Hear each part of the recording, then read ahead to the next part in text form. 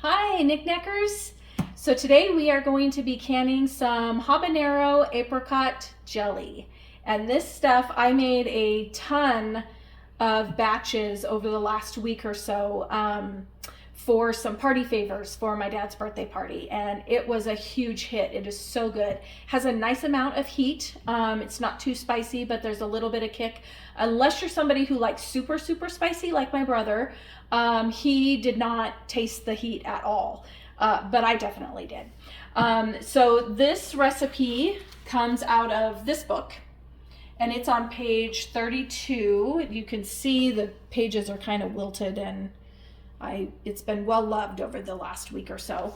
But it does take a little bit of prep time, so be mindful of that. The first time I went to make it, I started reading through the directions and thought, I can't start this right now because it uses dried apricots, and it calls for 2/3 cup of the dried apricots. So I have prepped those already, and now I'm going to get ready to add 1.5 cups of white vinegar.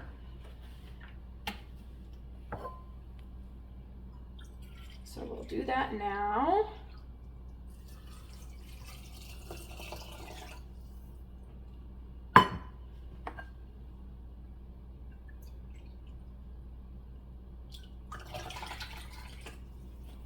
And then these need to sit for at least 4 hours or even overnight. And I actually already have plans to do some cowboy candy today. So these are going to be sitting overnight. You'll see they're already kind of starting to turn color. They'll kind of dull. They won't be that bright orange color. They'll dull and be nice and soft, and they'll be perfect for the jelly tomorrow. So I'll bring it back tomorrow when we're ready to actually start the gelling process. All right, so we have had our apricots soaking. It's actually been over 24 hours now. We got sidetracked, was not able to do the canning that we thought we were going to be able to do the other night. So I'm doing it now. So first thing that we're going to do is we're going to dump all of our ingredients into the pot. That's the vinegar and the apricots. And we're going to dump our sugar in, and this is 6 cups of sugar. We have to get our routine back because trying to maneuver around my hands, and we don't know how to do any of this anymore. It's been too long. And then I had prepped the other night the red pepper, the habanero, and the red onion, and I'll give you those measurements. It is 1/2 cup of the red bell pepper, 1/2 cup of chopped red onion, and 1/4 cup of seeded habanero pepper. One thing that I will tell you guys before we do the video showing you how to use the pepper, we wanted to try the barbecue sauce that came with the canning instructions. Not barbecue sauce, wing sauce. So we made that last night. And one thing that I noticed, I don't think I've asked Becca about this yet, but so I'm turning my burner on to high. And now what we're gonna do is we are going to get that to a rolling boil. And then after that, we'll put in the pectin. But before I have her shut that off, I was gonna tell you that we tried that wing sauce last night, and I felt like it didn't really have a whole lot of heat after we added the extra ingredients to make it the wing sauce. So I might be making another batch of this with the seeds kept in the habaneros, just to kind of have a wing sauce that has some zing to it. So that's an idea for you if you want to try it. Otherwise, the plain jelly has a little bit of a kick to it. But once you add all the other stuff to it for the wing sauce, it doesn't really have a whole lot of kick. I didn't think. Did you think, Bebe? No, she didn't think so either. So anyway, I'll bring you back once this is at a boil that we can't stir down. Okay, so we are at a rolling boil that cannot be stirred down, and it is time to add the pectin. I'm going to show you guys what I do, and you've seen me do this with other jellies in the past. that have veggies and stuff. I do not like the bigger chunks that are in there. I'm going to turn that down just a bit since I'm going to have my hand over here. And I am going to take my immersion blender and I'm going to blend up those peppers and onions. You don't have to. The recipe does not call for this to be done. I just don't like big chunks of stuff in my jellies. I think that's probably pretty good. There's still a few in there, but for the most part.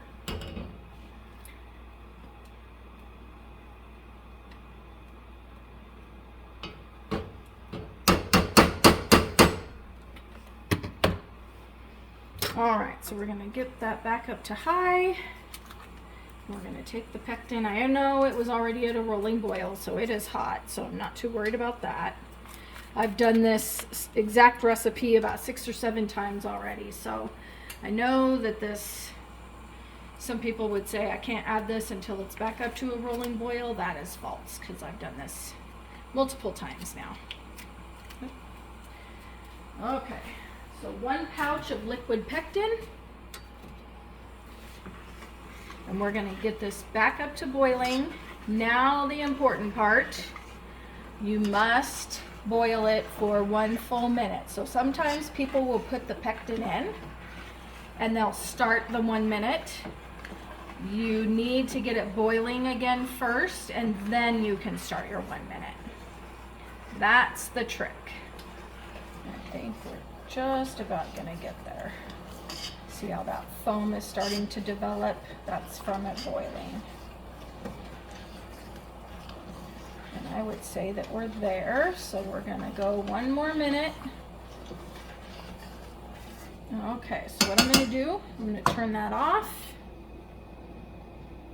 We're gonna let some of that foam settle, see how much ends up staying in there. A lot of it will disappear, so if you just give it a few minutes, it's not gonna hurt it to turn the burner off and just let it settle.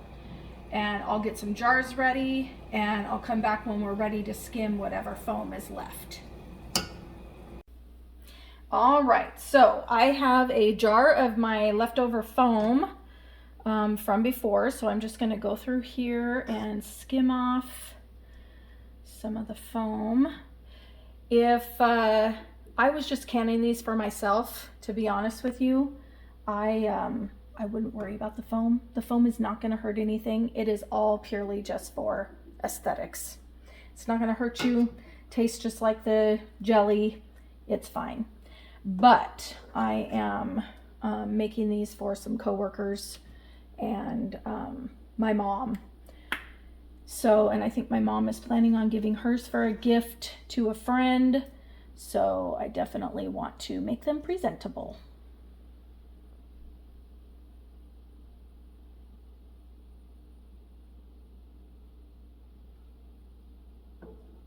And if you see any of the bigger chunks of the fruit, that's a good way to get rid of those too if you don't like the big chunks in there, which I don't.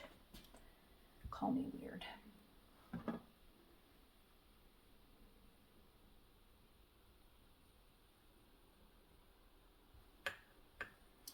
Okay, so that should be just fine. Just set that aside. And now I will start filling my jars. I'm going to wash some sticky off my fingers real quick.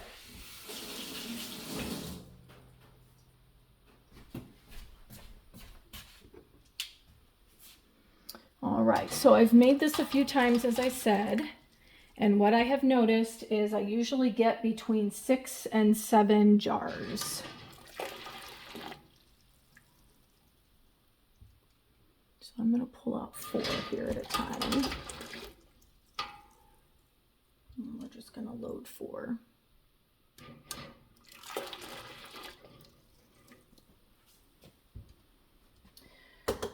Okay, and you know what? I'm going to turn those so I can see.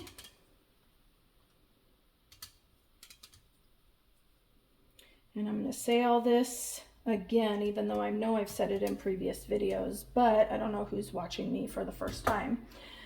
On the side of the jars, you can see where they have the screw threads. This top one is a 1/4 inch. That middle one is a 1/2 inch, and that bottom lip is 1 inch. So you can use those to gauge how full to fill your jars. And with jelly, we want a 1/4 inch.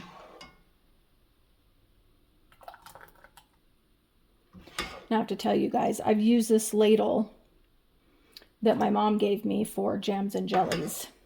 And when we were going to be relocating and doing all that, I got rid of a ton of my canning stuff. Jars,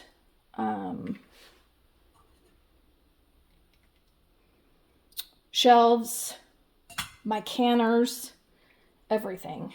And I thought that I got rid of this. And when I started canning again, I got really sad because this was my jelly ladle. And I had given my water bath canner and all of my supplies to my mom. I did not remember that I had done that. I thought I got rid of it on Facebook Marketplace. And so when I told her I was going to start canning again, she asked me if I wanted my stuff back. And in the canner was the ladle. I was so happy.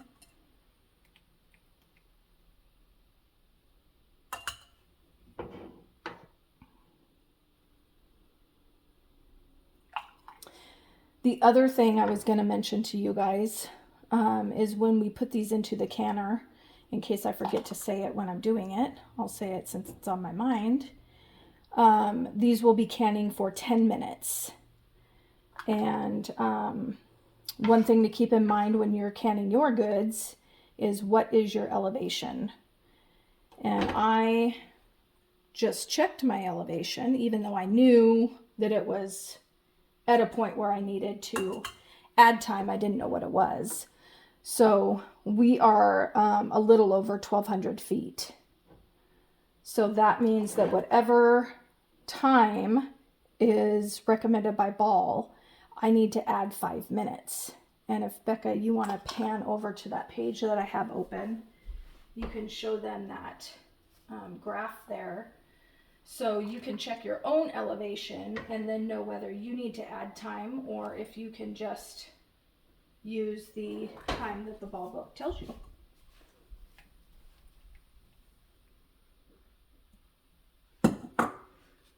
Okay, so I'm just going to get down closer to like eye level. Oh, I do need to add some. That one's close to good.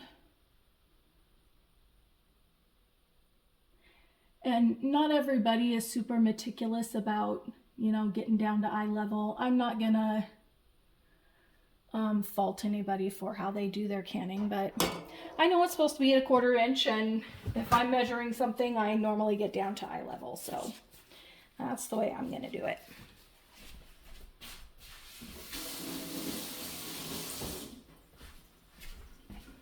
Okay, so I have my lids back here, just in some hot water, just hot out of the tap. I don't boil it. I don't even think that that's anything that you have to do anymore, but it's out of habit, and it makes me feel better when they come right out of the boxes to know that they've been in water, and if there's any little particles, they'll get washed off.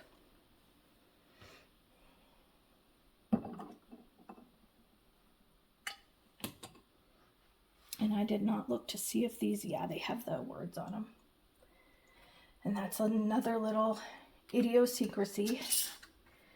I like the ball on the lid to match up with the ball on the jar. Call me crazy. I was doing this the other night with some cowboy candy, which I'm going to take you guys along for later today. And I could not see the jar. It was dark out, and a couple of our lights in the kitchen are out. And I couldn't tell, so I just ended up having to say, oh well. Does it matter? No, it doesn't. Let's see. I'll tell you guys another thing.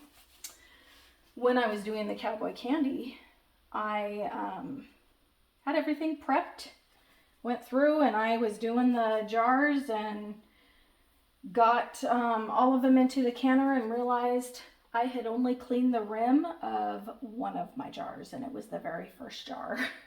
So I had to pull all of them out and start over.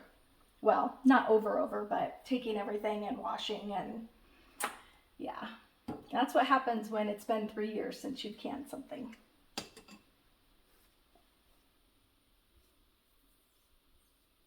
Oh, I don't think that one has words on it.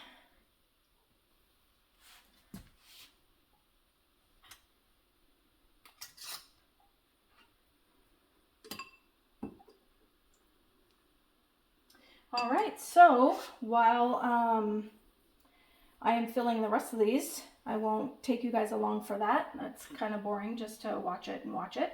So I'll bring you back at the end when I'm pulling them out of the canner. I'll be setting my timer for 15 minutes, and you'll get to see the finished product. All right, you can see we're at a rolling boil, and we are just about to finish with our time. There we go. So what I'm going to do is I'm going to turn the burner off, and I'm going to let that sit for 5 minutes. Okay, so it's been about 5 minutes, maybe a little bit longer. So I just let that sit. Everybody's going to kind of do their own thing. I have just found that with myself and siphoning, that the best thing to do is just to be patient. So I took the lid off. Now I'm actually going to let these set for about 10 minutes before I pull them out of the water. Okay, it's been about 10 minutes. I didn't set a timer, so, but there is the jelly. Does that come through on the camera, Becca? Yeah, isn't that beautiful? Just love that suspension of all the goods in there. And I'm sad to report that I only got 5 jars. That's the least amount I've gotten so far. I'm wondering if cutting those veggies and then I had stuck them in the fridge, maybe? I mean, I can't imagine that there was that much moisture in them, but that's okay. I'm going to make one more batch, and then my pantry will have some of this goodness in there, because now that I've made it, I definitely want to make sure I have some of it for me.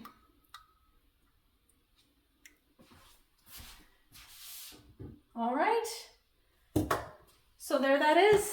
Thank you guys so much for watching, and we'll see you on the next video. Bye.